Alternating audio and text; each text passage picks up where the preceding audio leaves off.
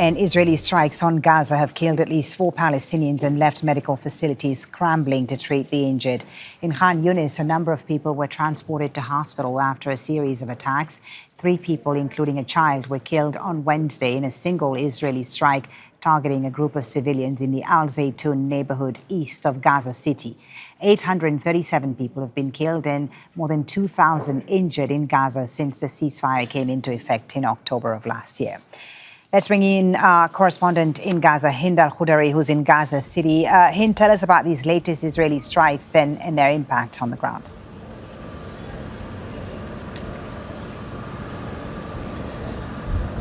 Well, 3 Palestinians were killed in a Zeitoun neighborhood as they were building a bathroom, including a child who was with those old men.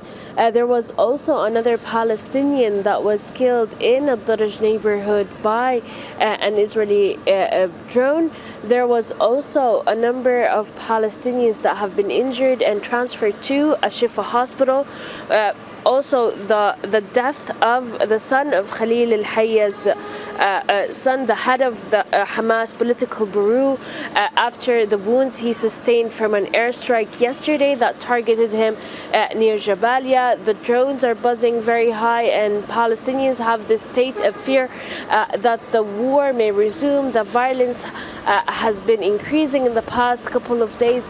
Every single day there has been people being killed, people being injured, and there is also an advancement of the yellow line fully. So despite the ceasefire, Palestinians are being killed every single day, and those who are injured are also dying after the wounds they sustained.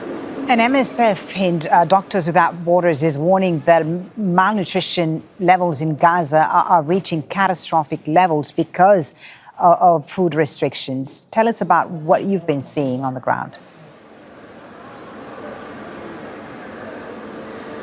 Now, everything Palestinians have been witnessing during their displacement, during the wave of restrictions and blockade is affecting Palestinian children and Palestinian women. Now, according to Doctors Without Borders, they say that there is a severe malnutrition crisis, and this malnutrition crisis is driven by the restriction on food and aid during periods of siege and conflict. They also said that these devastating effects are affecting pregnant women, newborns, and young children.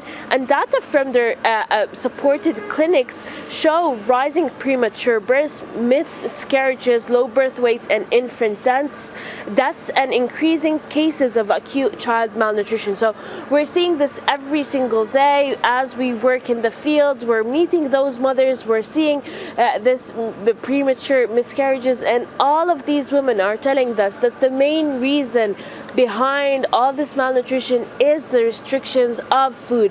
And we're almost 6 months into the ceasefire, and the restrictions continue, where the fact that what was agreed was 600 trucks to enter the Gaza Strip every single day of humanitarian aid and food, but what is entering is approximately 150 only. So this shows that people here do not have access to food. They do not have access to their basic supplies. And it's not only food, also medical supplies, medications. It's very hard to get and access medicine. And most of the medicine that is entering does not cover Gaza's population. And there are a lot of medications that are not available, like Ventolin inhalers, like antibiotics, vitamins, and a lot of stuff that would help prevent premature and all of these cases. Thank you so much, Hind. Khoudary in Gaza City.